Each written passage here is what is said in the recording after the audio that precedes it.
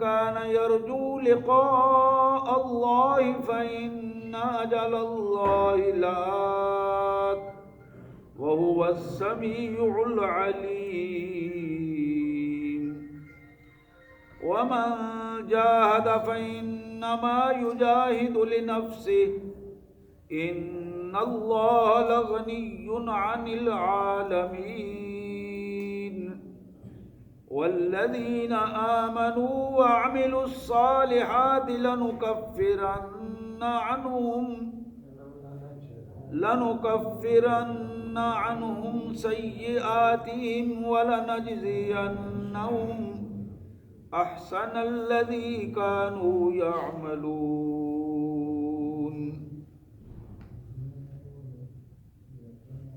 آمنت بالله صدق الله العظيم اللهم صل على محمد وعلى آل محمد وبارك وسلم اللهم صل على سيدنا ومولانا محمد وعلى آل محمد وبارك وسلم اللهم صل على جميع الأنبياء والمرسلين وعلى الملائكة المقربين وعلى سائر الصحابة والتابعين وعلى عباد الله الصالحين.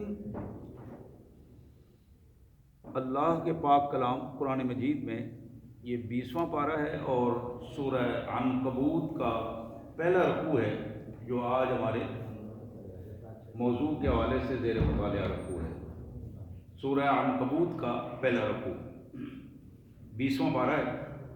سب سے پہلے ان مبارک آیات کا سادہ سا ترجمہ اور مفہوم، انشاءاللہ پھر اس کے پس منظر میں نبی رحمت صلی اللہ علیہ وآلہ وسلم کے احادیث کے حوالے سے چند باتیں.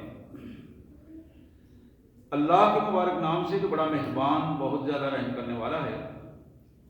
الف لام میم احسب الناس ان یترکوا ان یقولوا آمنا وهم لا یفتنون. کیا لوگوں نے یہ سمجھ رکھا ہے کہ صرف اتنا کہہ دینا کہ میں ایمان لے آیا، کلمہ پڑھ لینا، اس سے وہ ان کی جان چھوٹ جائے گی، بچ جائیں گے اور وہ آزمائے نہیں جائیں گے؟ ایسا نہیں ہے. وَلَقَدْ فَتَنَّا الَّذِينَ مِن قَبْلِهِمْ، ہم نے ان سے پہلے لوگوں کو خوب آزمایا. ان سے پہلے لوگوں کو ہم نے بخوبی آزمایا. فَلَيَعْلَمَنَّ اللَّهُ الَّذِينَ صَدَقُوا وَلَيَعْلَمَنَّ الْكَاذِبِينَ. اللہ سچے لوگوں کو معاشرے میں سچا کر دکھائے گا اور جھوٹے لوگوں کو معاشرے میں جھوٹا کر کے دکھائے گا، اور لوگ ان کی طرف دیکھ کر کہیں گے کہ یہ جھوٹے لوگ ہیں. ام حسب الذین یعملون السیئات ان یسبقونا ساء ما یحکمون. کیا وہ لوگ جنہوں نے اپنی زندگی میں برے اعمال کو اپنایا ہے، یعملون السیئات، اللہ کی نافرمانیاں کرتے ہیں، وہ سمجھتے ہیں کہ ہم غالب آ جائیں گے، ہم آگے نکل جائیں گے، ہم مسلط ہو جائیں گے. ساء ما یحکمون، بڑی بری سوچ ہے جو وہ پیدا کر رہے ہیں، بڑا غلط رویہ ہے جو وہ پیدا کر رہے ہیں، اور بڑا غلط فیصلہ ہے جو ان کے ذہن میں آ رہا ہے. من کان یرجو لقاء اللہ فإن أجل اللہ لآت وهو السمیع العلیم. جو لوگ اللہ سے ملاقات کی امید رکھتے ہیں، قیامت کے دن کی، اللہ کی دیدار کی، اللہ کی سے ملاقات کی امید ہے ان کو، اور وہ اس امید کے ساتھ جی رہے ہیں، اللہ فرماتے ہیں فإن أجل اللہ لآت، وہ وقت بہت جلد آئے گا. اللہ تبارک و تعالی اس وقت کو بہت جلد لے آئیں گے، وہ آئے گا انشاءاللہ. اور اللہ سمیع بھی ہے اور علیم بھی ہے. جو کچھ تمہارے دلوں میں ہے وہ بھی اللہ جانتا ہے، جو کچھ تم کہہ رہے ہو وہ بھی اللہ سنتا ہے. وَمَنْ جَاهَدَ فَإِنَّمَا يُجَاهِدُ لِنَفْسِهِ إِنَّ اللَّهَ لَغَنِيٌّ عَنِ الْعَالَمِينَ. جس شخص نے بھی دین اسلام میں رہ کر دین کے حوالے سے جتنی بھی کوشش کی وہ کوشش اس کے اپنے کام آئے گی۔ جس نے دین اسلام کے حوالے سے جتنی بھی کوشش کی، خالص دین کو نافذ کرنے کے لیے اپنی جتنی بھی استطاعت تھی اس نے لگائی، اپنی کوشش مخلصانہ طور پر کی۔ یجاہد فإنما یجاہد لنفسہ، یہ اس کی کوشش اس کے اپنے کام آئے گی۔ اللہ تعالیٰ اس کو اتنا ہی اجر عظیم عطا فرمائیں گے، اس دنیا میں بھی اور آخرت میں بھی۔ ان اللہ لغنی عن العالمین، اور یہ یاد رکھو کہ اللہ جہان والوں کے مقابلے میں غنی ہے، اللہ کسی کا محتاج نہیں ہے۔ یہ پوری دنیا اس کی مخلوقات ہیں، وہ کسی کا محتاج نہیں ہے، باقی سب اس کے محتاج ہیں۔ والذین آمنوا وعملوا الصالحات، وہ لوگ جو ایمان لائے، اپنے ایمان پر سچائی کے ساتھ ڈٹ گئے، نیک اعمال کیے، اپنے آپ کو سنوار لیا۔ لنکفرن عنہم سیئاتہم، ہم بہت جلد ان کی چھوٹی موٹی غلطیوں کو، جن کے لیے انہوں نے توبہ کی ہے، استغفار کی ہے، ہم ان کو معاف کر دیں گے، ان کا ریکارڈ صاف کر دیں گے۔ وَلَنَجْزِيَنَّهُمْ أَحْسَنَ الَّذِي كَانُوا يَعْمَلُونَ، اور جو انہوں نے اچھے کام کیے ہیں ان کا ہم بڑھا چڑھا کر بدلہ عطا کریں گے۔ وَوَصَّيْنَا الْإِنسَانَ بِوَالِدَيْهِ، ایک چیپٹر وہ تھا جو پہلے میں اب تک ہم نے پڑھی آیا، اب اس کا دوسرا حصہ اللہ تعالیٰ ہمارے سامنے رکھتے ہیں۔ پہلا حقوق اللہ کے حوالے سے تھا، اب حقوق العباد کے حوالے سے بات ہے۔ وَوَصَّيْنَا الْإِنسَانَ بِوَالِدَيْهِ حُسْنًا، انسان کو اس کے والدین کے حوالے سے خوبصورت رویے کے لیے، اچھے رویے کے لیے، حسن سلوک کے لیے تلقین کی گئی ہے۔ اللہ نے حکم دیا ہے کہ اپنے والدین کے ساتھ حسن سلوک۔ وَإِن جَاهَدَاكَ لِتُشْرِكَ بِي مَا لَيْسَ لَكَ بِهِ عِلْمٌ فَلَا تُطِعْهُمَا، اگر تمہارے والدین بھی تمہیں شرک کے حوالے سے کہیں، تمہیں لادینیت کے حوالے سے کہیں، بے دینی کے حوالے سے تمہیں مجبور کریں کہ اللہ کی توحید کو چھوڑ کر مشرکانہ رویہ اختیار کرو، اللہ فرماتے ہیں فلا تطیعہما، اس بات میں، بے دینی میں ان کی بات نہیں ماننی۔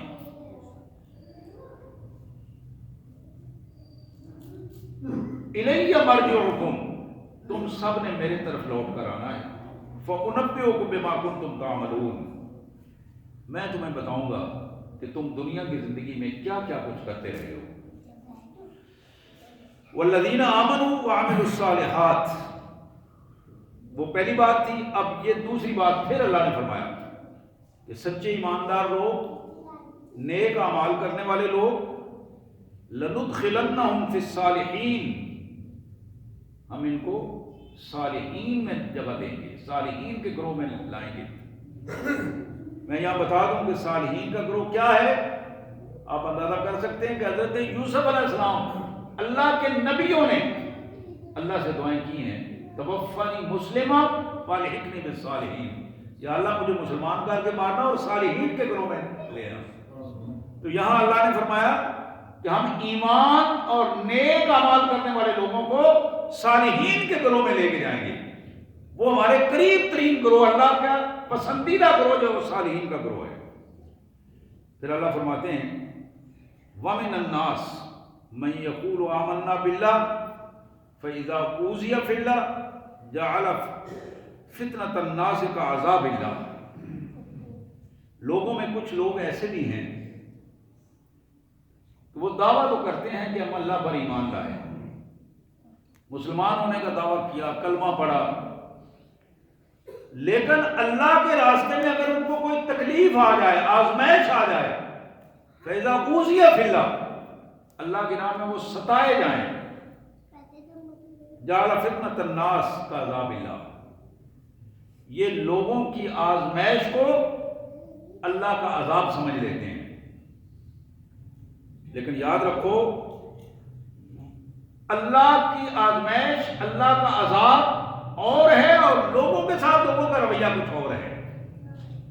وَلَئِنْ جَاءَ نَصْرٌ مِّن رَّبِّكَ، اور اگر میرے رسول صلی اللہ علیہ وسلم آپ کے پاس اللہ کی مدد آ جائے، اللہ تبارک و تعالیٰ آسانیاں اور خوشحالیاں پیدا فرما دے، لَيَقُولَنَّ إِنَّا كُنَّا مَعَكُمْ، تو پھر یہی منافقین یہ کہیں گے کہ ہم تو تمہارے ساتھ ہیں. وقت کے تقاضے کے مطابق وہ بدلتے رہتے ہیں مفادات کے حوالے سے. أَوَلَيْسَ اللَّهُ بِعَالِمٍ بِمَا فِي صُدُورِ الْعَالَمِينَ، تمہارا کیا خیال ہے، کیا اللہ نہیں جانتا کہ ان لوگوں کے دلوں میں کیا ہے؟ اللہ کو بخوبی علم ہے. وَلَيَعْلَمَنَّ اللَّهُ الَّذِينَ آمَنُوا وَلَيَعْلَمَنَّ الْمُنَافِقِينَ، اللہ ایمان والوں کو بھی معاشرے میں کھلا تعارف دینا چاہتا ہے، اور اللہ منافقوں کا تعارف بھی معاشرے میں کھل کے کروانا چاہتا ہے. وَقَالَ الَّذِينَ كَفَرُوا لِلَّذِينَ آمَنُوا اتَّبِعُوا سَبِيلَنَا وَلْنَحْمِلْ خَطَايَاكُمْ، یہ جو منافق لوگ ہیں، مفاد پرست لوگ ہیں، ایمان والوں کو قریب ہو کر کہتے ہیں کہ یار ہمارے ساتھ آ جاؤ، ہمارے ساتھ آ جاؤ، مل جاؤ، ہم تمہاری غلطیوں کا بوجھ اٹھا لیں گے. اب ذرا غور کرو، وَلْنَحْمِلْ خَطَايَاكُمْ، تمہاری غلطیوں کا ہم بوجھ اٹھائیں گے. اللہ فرماتے ہیں وَمَا هُمْ بِحَامِلِينَ مِنْ خَطَايَاهُمْ مِنْ شَيْءٍ، ذرہ برابر بھی یہ ان کا بوجھ نہیں اٹھا پائیں گے. إِنَّهُمْ لَكَاذِبُونَ، یہ تو جھوٹے لوگ ہیں. منافق کی سب سے بڑی نشانی یہ ہے کہ وہ جھوٹا ہوتا ہے.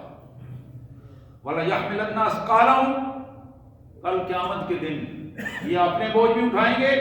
وَأَثْقَالًا مَّعَ أَثْقَالِهِمْ، اور جن کو ساتھ انہوں نے جھوٹ بولا تھا ان کے بوجھ بھی ان کے سر رکھ دیے جائیں گے. وَلَيُسْأَلُنَّ يَوْمَ الْقِيَامَةِ عَمَّا كَانُوا يَفْتَرُونَ، اور قیامت کے دن ضرور ان سے پوچھا جائے گا کہ دنیا کی زندگی میں جس انداز میں مفاد پرستی کے ساتھ یہ فتنہ برپا کرتے رہے، ان سے پوچھا جائے گا کہ تمہاری کیا کیفیت رہی. نستغفر اللہ ونتوب الیہ. ماشاء اللہ، لا حول ولا قوۃ الا باللہ العلی العظیم. یہ مبارک آیات تھی سورہ عنکبوت کی، پہلا رکوع تھا اور یہ 20واں پارہ ہے. کوشش کریں کہ جب موقع ملے تو ضرور گھر میں اس رکوع کا مطالعہ کریں، ان آیات کا ترجمہ پڑھیں، تشریحات پڑھیں، تاکہ ہمیں قرآن مجید کی تعلیمات کے ساتھ ہمارا شوق اور ذوق جو ہے وہ تعلق بن سکے.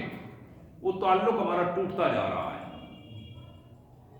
ہم قرآن کو سیکھنا چاہ رہے ہیں ابھی اس نئے دور میں یوٹیوب سے، قرآن کو سیکھنا چاہ رہے ہیں اس سوشل میڈیا سے.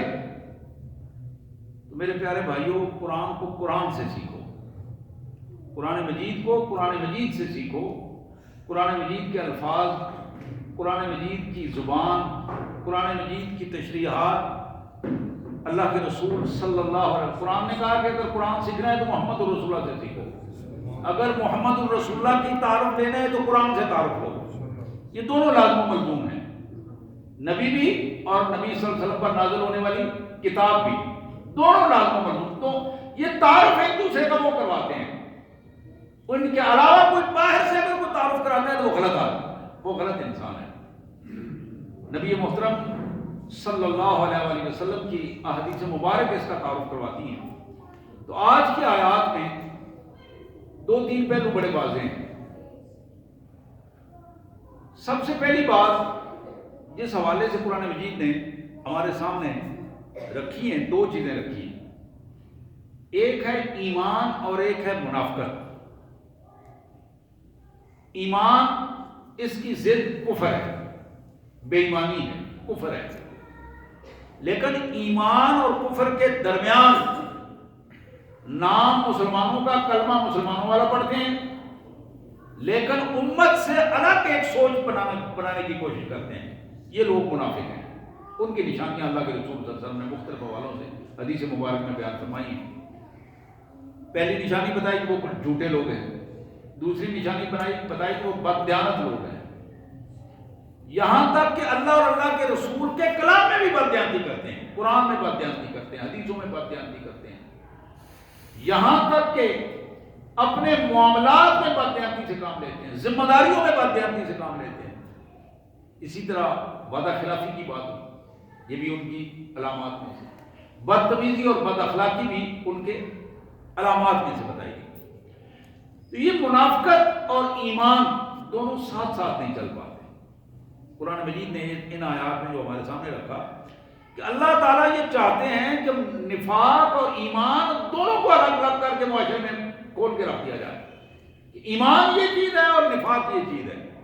خالص ایمان اس کو کہتے ہیں اور خالص منافقت جو ہے وہ اس کی کیفیت کی علامات ہیں۔ اللہ کے پیارے حبیب محمد کریم صلی اللہ علیہ وآلہ وسلم نے اس حوالے سے منافقوں کے دو گروہ آپ کے دور میں تھے۔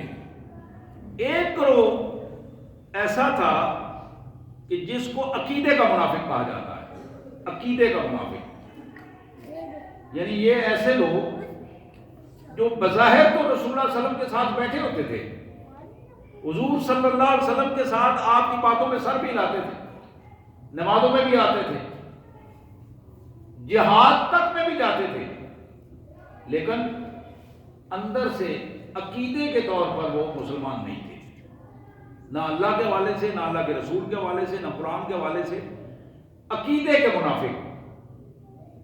اب یہ لوگ جو ہیں یہ کفر سے بھی بدتر لوگ ہیں۔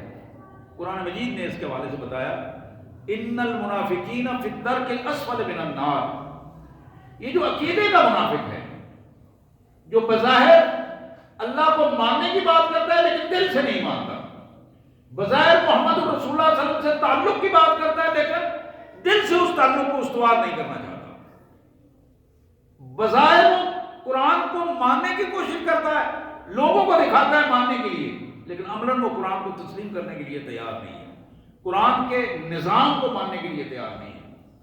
اب یہ وہ لوگ جو عقیدے کے منافق ہیں، قرآن کہتا ہے کہ یہ جہنم کے نیچے والے درجے میں ہوں گے، سب سے بدترین درجے میں۔ ان المنافقین فی الدرک الاسفل من النار، بھڑکتی ہوئی آگ میں سب سے نیچے ان کو پھینکا جائے گا۔ اب اس منافقت کا کے پہلو کے ساتھ دوسرا پہلو یہ عقیدے کا منافق، دوسرا پہلو عمل کا منافق، کہ جو شخص حضور صلی اللہ علیہ وسلم کو رسول تو تسلیم کرتا ہے، دل سے مانتا ہے، اللہ کو اپنا خالق مانتا ہے، دل سے مانتا ہے، قیامت کے جواب دہی کا احساس بھی موجود ہے، لیکن ان ساری چیزوں کے باوجود اس کا عمل جو ہے وہ درست نہیں ہے، جو نماز نہیں پڑھتا، زکوٰۃ نہیں دیتا، روزے نہیں رکھتا، بد اخلاقیاں کر لیتا ہے، غلط حرکتیں کر لیتا ہے، کبیرہ گناہ عام کر لیتا ہے۔ اب یہ وہ پہلو ہیں جو عقیدے کا منافق نہیں بلکہ عمل کا منافق۔ اب یہ جو عملی منافق ہے، اگر یہ توبہ کر لیتا ہے، سچی توبہ کرتا ہے، تو اللہ تعالیٰ اس کی توبہ کو قبول فرماتے ہیں۔ یہ شخص اگر اللہ کے حضور کسی بھی سطح پر کوئی گناہ ہو جاتا ہے اس کا، اللہ تعالیٰ اس گناہ کو معاف فرما دیتے ہیں، اس لیے کہ اس بندے نے عقیدہ صحیح رکھ کے عمل میں اس سے کوتاہی ہوئی ہے۔ عمل کی کوتاہی اللہ کے یہاں معافی کی پوزیشن بن سکتی ہے، لیکن عقیدے میں خرابی کی کوتاہی اللہ کے یہاں معافی کے سبب نہیں بن سکتی، جب تک کہ بندہ سچی توبہ نہ کرے۔ محمد کریم صلی اللہ علیہ وسلم کے اس دور مبارک میں حضور اکرم صلی اللہ علیہ وسلم کی یہ حدیث جو صحیح ابن خزیمہ کی حدیث ہے، جناب عبداللہ بن عباس رضی اللہ تعالی عنہما کی یہ روایت، حضور نے فرمایا کہ علی کل میسمن علی الانسان صلاۃ کل یوم، ہر بندے کے جسم کے ہر جوڑ پر، ہر بندے کے جسم کے ہر جوڑ پر نماز فرض ہے ہر روز میں، جیسا تم نماز پڑھتے ہو اس طرح ہر جوڑ پر اس کا فرض ہے کہ وہ نماز کا حق ادا کرے۔ فقال رجل من القوم ھذا من اشد انبتنا بھی، ایک شخص اٹھا، اس نے عرض کی یا حضرت جتنی باتیں اب تک ہمیں بتائی گئی ہیں ان میں تو یہ سب سے سخت بات ہے، تو بہت بڑی بات ہے۔ ہم تو اپنی 5 نمازیں ادا کریں، لیکن ہمارے ہر جوڑ کے لیے نماز ادا کرنا اور اس میں ہماری ذمہ داری، تو نبی رحمت صلی اللہ علیہ وسلم نے فرمایا، ان باتوں کو آگے سنیے ذرا تھوڑا توجہ سے، فرمایا کہ امرک بالمعروف ونہیک عن المنکر صلاۃ، تمہارا دوسرے بہن بھائیوں کو نیکی کی طرف لانا، برائی سے منع کر دینا، روک دینا، یہ نماز ہے جوڑوں کی۔ اس سے تمہاری زبان، تمہارے ہاتھ پاؤں کی نماز کا حق ادا ہو جائے گا۔ تم یہ کام کرو، اپنے معاشرے میں، اپنے گھر میں، اپنے گلی محلے میں، اپنے تعلق والوں میں، رشتہ داروں میں، دوستوں میں یہ ماحول پیدا کرو کہ ان کو نیکیوں کی طرف لاؤ۔ جب تم ان کو نیکیوں کی طرف لاؤ گے، اللہ کی اطاعت کی طرف لاؤ گے، اللہ کی نافرمانیوں سے روک دو گے، تو یہ تمہاری نماز کا حق ادا ہو جائے گا۔ اسی طرح آپ نے فرمایا وَحَمْلُكَ مِنَ عَنِ الضَّعِيفِ صَلَاتًا، کسی کمزور آدمی کا بوجھ اٹھا لینا، کسی کمزور آدمی کی مدد کر دینا، کسی مستحق کے ساتھ تعاون کر دینا، یہ تمہاری نماز کا حق ادا ہو جائے گا۔ کمزور آدمی کو ضرورت کے مطابق اس کو کھانا کھلا دینا، اس کو کپڑے پہنا دینا، اس کی ضرورت پوری کر دینا۔ اس نے کہیں جانا ہے تو آپ اس کو چھوڑ آتے ہیں۔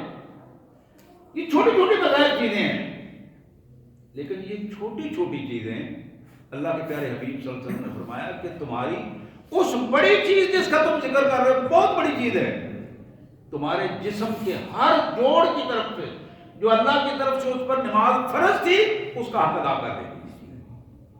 وَحَمْلُكَ عَنِ الضَّعِيفِ، اور پھر فرمایا وَإِنْهَاؤُكَ الْقَضَاءَ عَنِ الطَّرِيقِ، راستے میں جا رہے ہو، کوئی تکلیف دہ چیز پڑی ہے، اس کو پاؤں سے سائڈ پہ کر دو، ہاتھوں سے اٹھا دو، راستہ کلیئر کر دو، اس نیت کے ساتھ کہ اللہ کے بندوں کو تکلیف نہ ہو۔ وہ جو راستہ تم کلیئر کر رہے ہو، کسی سے راستہ کلیئر کروا رہے ہو کہ یہاں سے اللہ کے بندے گزرتے ہیں، پانی کھڑا ہے، اس پانی کو کسی نہ کسی طریقے سے ادھر ادھر کروا دیا، راستہ صاف کروا دیا، لوگوں کے کپڑے خراب نہ ہوں، گزرنے کا راستہ آسانی کے ساتھ مل جائے۔ ان حالات میں اللہ کے رسول صلی اللہ علیہ وسلم نے فرمایا کہ تم جو راستے کی تکلیف دہ چیز دور کر رہے ہو، یہ تمہارے اعضاء کی طرف سے نماز کی ادائیگی کا سبب بن جائے گی، یہ تمہارے جوڑوں کی طرف سے ادائیگی، نماز کی ادائیگی کا سبب بن جائے گی۔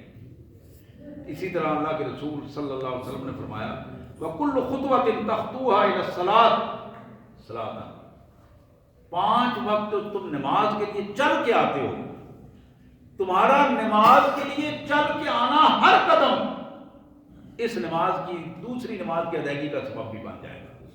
ایک تو تمہاری نماز ادا ہوگی، اس کا اللہ اجر الگ تمہیں عطا کریں گے، لیکن جو تمہارے جسم کے جوڑوں پر فرض ہے اس کو اللہ تعالیٰ اس طرح ادا کروا دیں گے کہ تمہارا قدموں کی طرف سے، تمہاری ٹانگوں کی طرف سے، گھٹنوں کی طرف سے، کمر کی طرف سے، اعضاء جس میں استعمال ہو رہے ہیں، وہ اعضاء جو ہیں جو استعمال ہو رہے ہیں وہ تمہارے جسم کی طرف سے وہ ان کو اللہ تبارک و تعالیٰ ان کی نماز کے ادائیگی کا سبب بنا دیں گے۔ اللہ اکبر کبیرہ۔ یہ ایک جو منظر نبی رحمت صلی اللہ علیہ وسلم نے ارشاد فرمایا، جو ایک پورا ایک نظام نبی رحمت صلی اللہ علیہ وسلم نے ہمارے سامنے رکھا، آپ ذرا غور کیجئے اس پر کہ بندہ مومن کے لیے یہ بات لازم ہے وہ خود بھی اللہ کے اطاعت گزار بنے اور خیر للخلائق بن جائے، عوام الناس کے لیے، لوگوں کے لیے اچھے سے اچھا رویے کا انتخاب کرے، اپنی زبان سے، اپنے ہاتھ سے، پاؤں سے اچھے رویے کا انتخاب کرے۔ اب بعض یہ کئی دفعہ میں نے یہ حدیث مبارک آپ کے سامنے رکھی ہے، بعض اوقات یہ لوگ کہہ دیتے ہیں، ہم کیا کریں، اگلا بندہ بات ہی نہیں سنتا، ہم کیا کریں وہ ہم سے الگ رہنا چاہتا ہے، ہم کیا کریں وہ ہمارے سلام کا جواب ہی نہیں دیتا. یہ 12 ان چیزوں کا سامنے آتی ہیں یہ چیزیں. لیکن پہلو کیا ہے جس کی طرف رسول اللہ صلی اللہ علیہ وسلم نے توجہ دلائی ہے، وہ یہ پہلو ہے کہ تمہیں اپنے انداز میں کام کرتے رہنا چاہیے، تمہیں اصلاح کے لیے کام کرتے رہنا چاہیے. تمہاری ذمہ داری یہ بنتی ہے کہ تم اپنے اس ماحول تمہاری وجہ سے پراگندہ نہ ہو، تمہاری وجہ سے اصلاح کی پوزیشن آئے. اب یہ وہ انداز ہے جس کو اللہ کے نبی صلی اللہ علیہ وسلم نے امت کے لیے میرے بھائیوں، فرقوں کو تو اس کا فکر نہیں ہے، وہ تو اپنے فرقوں کے فکر میں ہے، وہ اپنے جگہوں سے ہی باز نہیں آ رہے. جہاں امت کا تصور ہے، رسول اللہ صلی اللہ علیہ وسلم کی امت کیا ہے؟ جس میں اختلافی پوائنٹ اس انداز کا نہیں ہے کہ اللہ کے بارے میں کوئی اختلاف ہے، اللہ کے رسول صلی اللہ علیہ وسلم کے بارے میں کوئی اختلاف ہے، کعبۃ اللہ کے بارے میں کوئی اختلاف ہے، قرآن کے بارے میں کوئی اختلاف ہے. وہ اقبال مرحوم نے بڑی خوبصورت بات کہی تھی کہ منفعت ایک ہے اس قوم کی، نقصان بھی ایک ہی سب کا نبی، دین بھی ایمان بھی ایک، حرم پاک بھی، اللہ بھی، قرآن بھی ایک.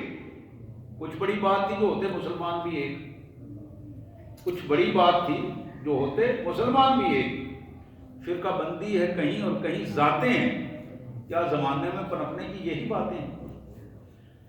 تو یہاں میں عرض کر رہا تھا کہ جب آدمی فرقوں سے ہٹ کر امت کا تصور لے کے اٹھتا ہے، امت کے تصور کے ساتھ، پھر وہ اپنی نیکی کو کرنے کے لیے اس کے ذہن میں یہ نہیں ہوتا کہ یہ میری برادری کا ہے یا نہیں، یہ میرے فرقے کا ہے کہ نہیں ہے، یہ میرا رشتہ دار ہے کہ نہیں. وہ ہر ایک کے ساتھ احسان کرتا ہے، وہ ہر ایک کے لیے راستہ صاف کرتا ہے، وہ ہر ایک کی ضرورت پوری کرنے کی کوشش کرتا ہے.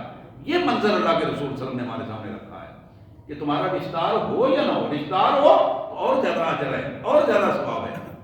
اگر تم رشتہ دار کے ساتھ نیکی کر رہے ہو، یہ دگنا ثواب اللہ تعالیٰ تمہیں عطا کریں گے.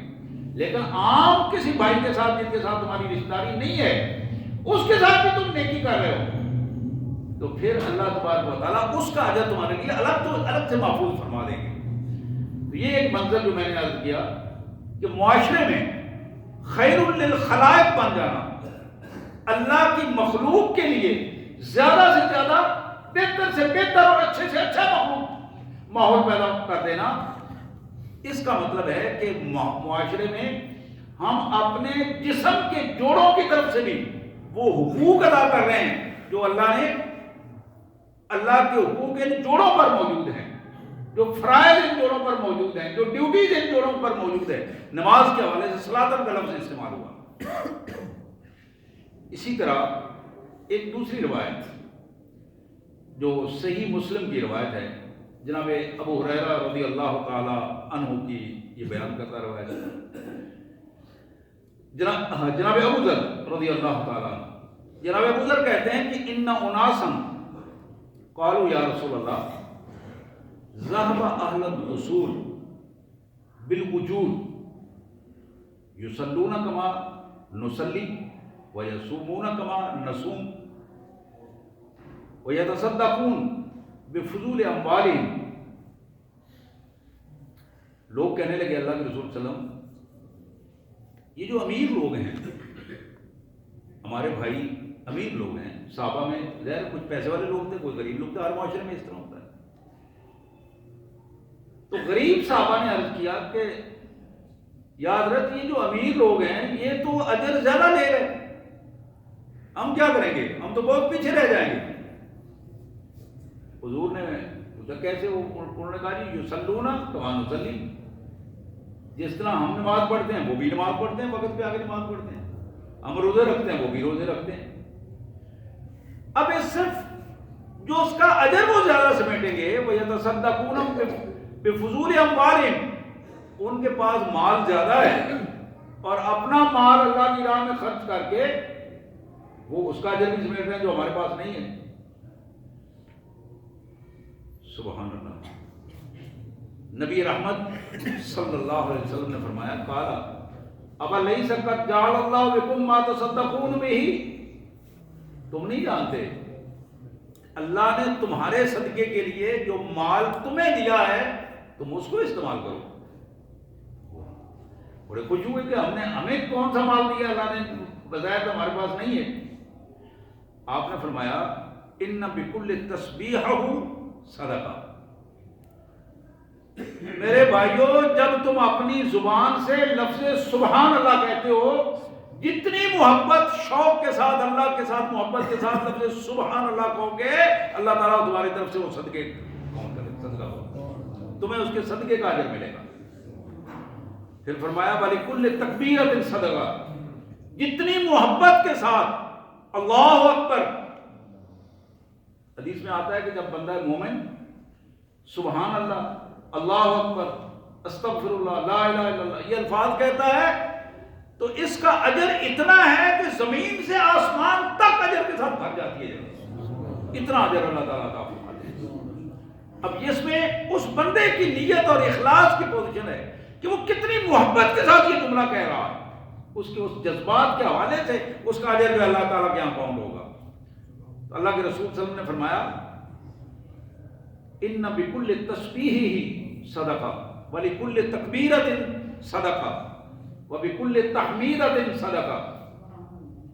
جب تم الحمدللہ کہتے ہو تو اللہ کے یہاں وہ بھی صدقہ شمار ہوتا ہے، اللہ تعالیٰ اس کو بھی صدقے کا اجر تمہیں عطا فرمائیں گے. وَلِكُلِّ تَحْلِيلَةٍ صَدْقَةٌ، اور جب تم لا الہ الا اللہ پوری قوت اور سوچ کے ساتھ اخلاص کے ساتھ محبت کے ساتھ کہتے ہو کہ اللہ کے علاوہ کوئی حکمران نہیں، اللہ کے علاوہ کوئی طاقتور نہیں، اللہ ہی ساری طاقتوں کا منبع ہے، اختیار سارا اس کے پاس ہے، اس سوچ کے ساتھ جب تم کہتے ہو اللہ تعالیٰ تمہارے لیے اس کو صدقہ بنا دیں گے. پھر اللہ کے رسول صلی اللہ علیہ وسلم نے فرمایا وَأَمْرُ بِالْمَعْرُوفِ صدقہ وَالنَّهْيُ عَنِ الْمُنْكَرِ صدقہ. لوگوں کو تم نیکی کی طرف لاؤ، اطاعت کی طرف لاؤ. جب تم لوگوں کو نیکی کی طرف لاؤ گے اللہ تعالیٰ اس کو بھی صدقہ بنا دیں گے تمہارے لیے. کسی کو تم برائی سے روک دو گے، ترلا منت کر کے روک دو، زبان سے روک دو، ہاتھ سے روک دو، پیار سے روکو، تعلق کا واسطہ دے کے روکو، جس طرح بھی تم سے ممکن ہے. تم نے ایک اللہ کے بندے کو برا کام کرنے سے روک دیا، اللہ کے ہاں تمہارے لیے وہ صدقہ لکھ دیا گیا، صدقہ کاؤنٹ ہو گیا. اب اس منظر کو آپ نے اس انداز میں بھی دیکھا. اب غور فرمائیے، یہ بھی ایک منظر ہے. ہم زندگیاں گزار رہے ہیں، ہم نے کبھی اس کے حوالے سے نہیں سوچا. ہماری گلی محلے میں کونوں پہ بڑے بوڑھے بھی کھڑے ہوتے ہیں، نوجوان بھی کھڑے ہوتے ہیں،